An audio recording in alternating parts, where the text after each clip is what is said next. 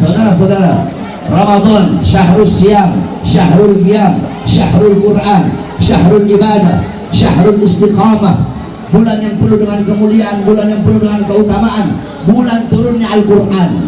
Bulan yang dimana di bulan tersebut kita hidupkan untuk bangun, untuk ibadah kepada Allah Subhanahu wa Ta'ala.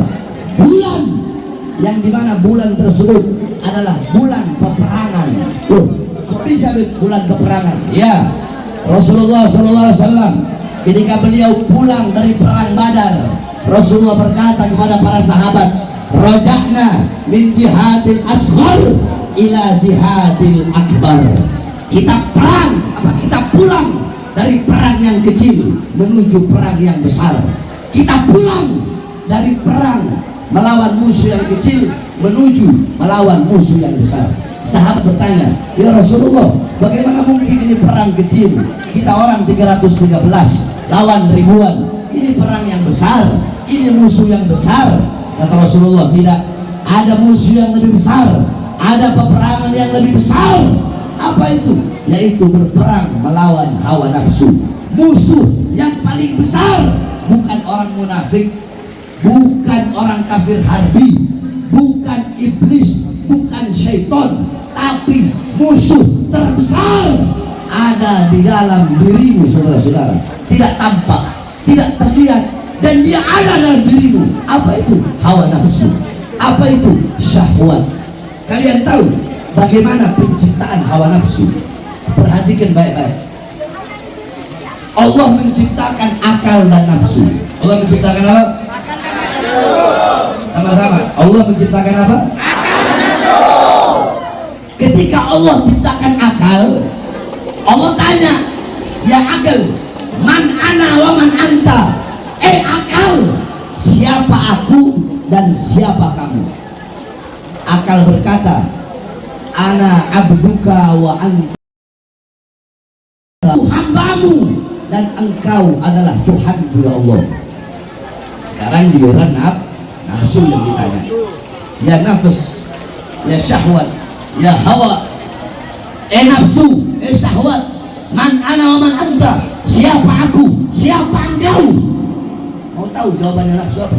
Nafsu bilang, ana wa anta. Saya, kamu. Gak ada hubungan saya dengan kamu. Lihat, bejatnya itu nafsu. Iblis masih ngakuin Allah. Iblis ngakuin Allah. Betul? Nafsu, dia gak mau. Dia bilang, saya, kamu. Gak ada hubungan saya dengan kamu. Allah angkat, Allah masukkan dalam neraka yang panas selama ratusan ribu tahun. Ratusan ribu tahun berlalu, Allah angkat lagi.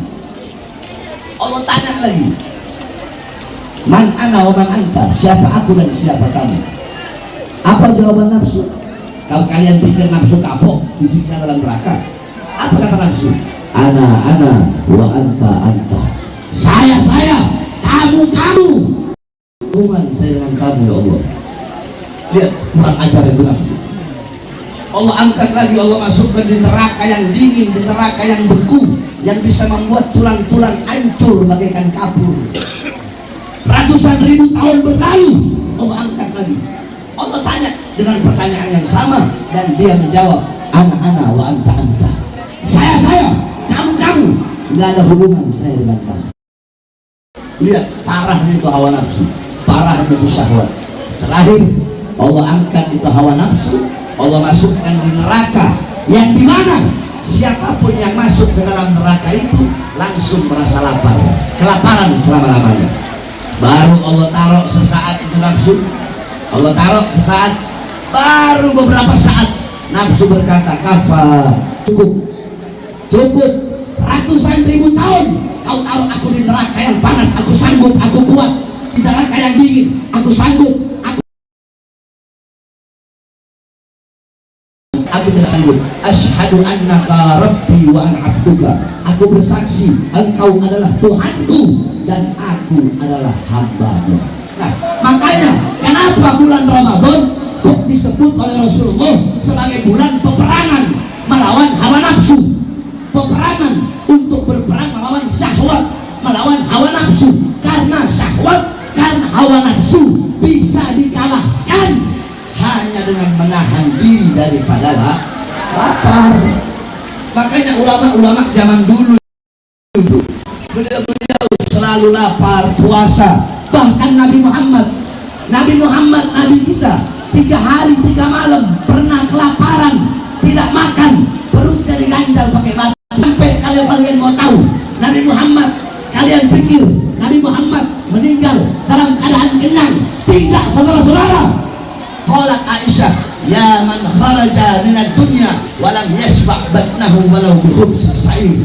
Wahai seorang manusia yang wafat, yang meninggal dunia dalam keadaan perutnya kosong, belum masuk sesuatu apapun, walaupun sekedar roti yang kering.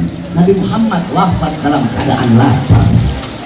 Jadi menahan diri dari lapar, puasa adalah cara kita melatih untuk melawan hawa nafsu. Tuba liman kana agluhu amira wa hawahu asira, fawailun liman kana agluhu asira.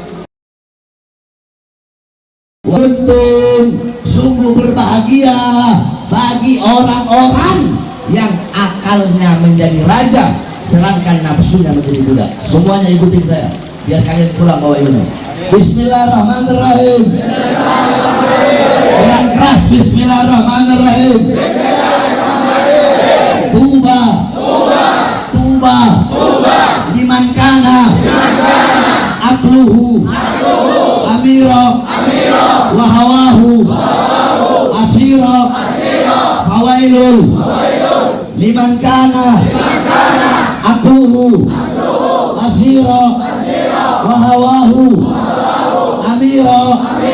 Sungguh beruntung, sungguh berbahagia bagi orang-orang yang akalnya menjadi raja dan nafsunya menjadi budak.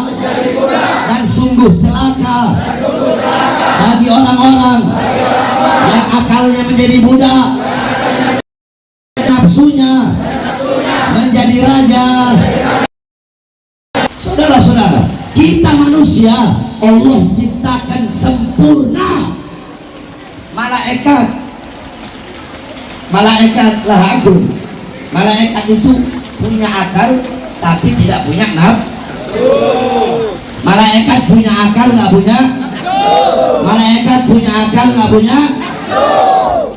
Makanya wajar malaikat selalu taat, selalu patuh, nggak pernah berbuat dosa, nggak pernah bermaksiat, nggak pernah membangkang perintah Allah. Kenapa? Karena malaikat nggak punya nafsu. Malaikat punya akal tapi tidak punya nafsu.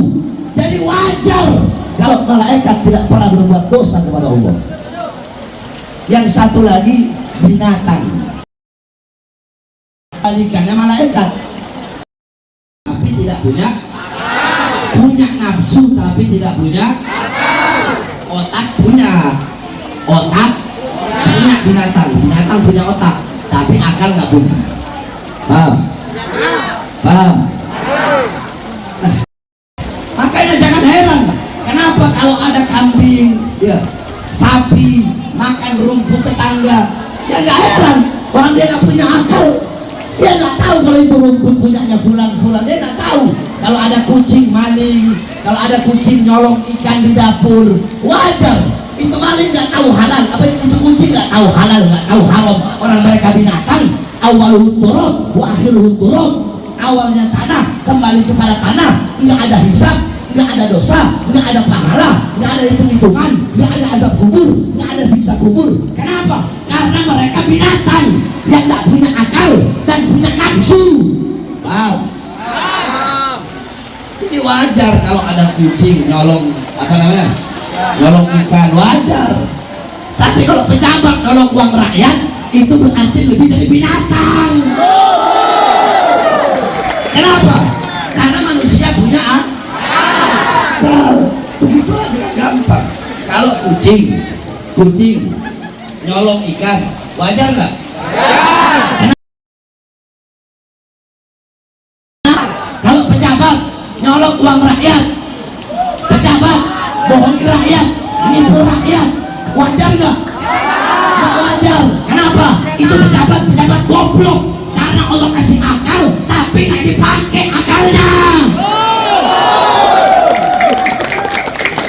Tuh kan dari nyambung di situ kan. Tapi emang bener kan? Ya. Terus kan intinya apa? Intinya begini. Barang siapa, perhatikan kata-kata saya.